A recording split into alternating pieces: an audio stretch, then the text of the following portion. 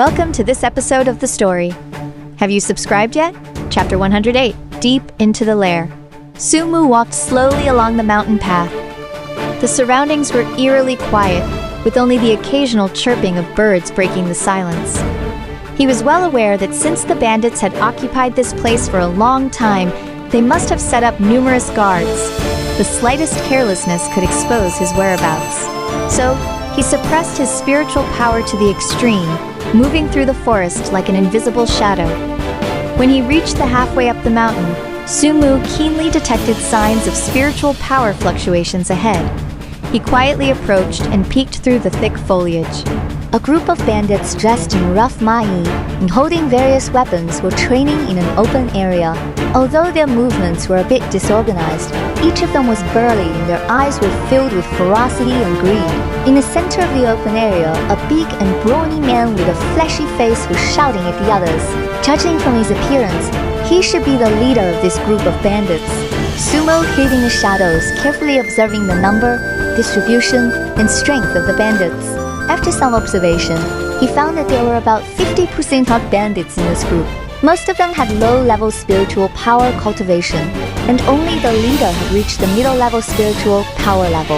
With his current strength, he might be able to win in a direct confrontation, but there was a risk of oversight, allowing some bandits to escape and come back to Hurrah's Linksea town in the future. Therefore, he decided to first figure out the structure of their stronghold and their patterns of action before formulating a comprehensive plan. Sumu carefully bypassed the training bandits and continued to explore deeper into the forest.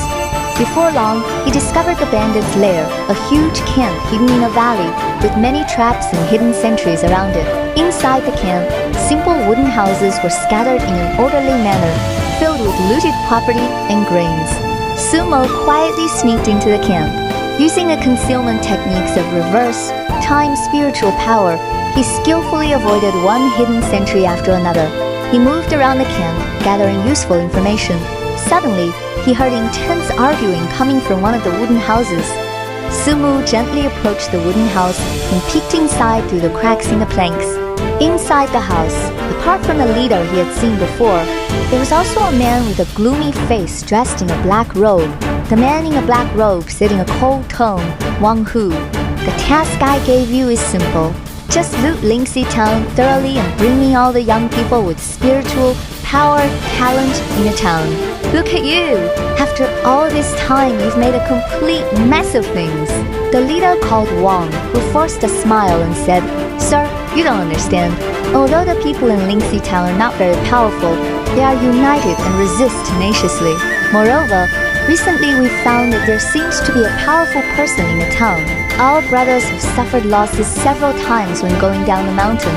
The man in the black robe snorted and said, "Useless. You can't even deal with a mob. I give you 3 days to complete the task. Otherwise, you know the consequences." After saying that, the man in the black robe flicked his sleeve and disappeared from the wooden house. Sumo was shocked. It seemed that there was a more powerful force behind this group of bandits, and their targets were not only property, but also the young people with spiritual power, talent in the town. He didn't dare to stay any longer and quietly left the camp. After returning to Linksea town, Sumu immediately informed the mayor and other elders of his discovery. After hearing this, everyone's faces turned very solemn. The mayor said worriedly, "I didn't expect there to be such a complex force behind this. If they were just ordinary bandits, we might have a chance if we fought hard. But now, things have become much more difficult."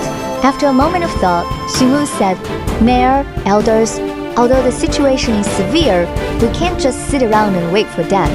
I have a plan that might be worth a try." Everyone turned their eyes to Sumo, full of anticipation. Sumo continued, "We can take advantage of the bandits' eagerness to complete the task and set a trap. Let the young people in the town pretend to be bait to lure the bandits. I'll lie in ambush nearby and wipe them out once they enter the encirclement. As for the man in the black robe, I'll think of a way to deal with him after taking care of the bandits." The elders nodded in agreement after hearing Sumu's plan. Although this plan carried some risks, there was no better option at the moment. So, everyone started to make preparations in full swing, waiting for the bandits to fall into the trap. Meanwhile, in the bandits' camp in the mountain forest, Wang Hu was frowning as he summoned his subordinates to discuss countermeasures. He knew the methods of the man in the black robe well.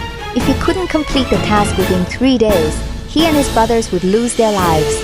Just then, a subordinate rushed in and said, "Boss, I just got news that the people in Lingxi town seem to have relaxed their vigilance. The young people in the town are having a gathering not far from the town, by the river. It seems they're not on guard." A glint of surprise flashed in Wang Hu's eyes. He slapped the table and said, "This is heaven sent. This is a once-in, a lifetime opportunity. Brothers, get your weapons and follow me. This time, we must turn Lingxi town upside down and complete the task assigned by the Sir." So, the bandits picked up their weapons one after another and headed in the direction of Lingxi town. The story continues. More exciting content is coming up. Subscribe as soon as possible.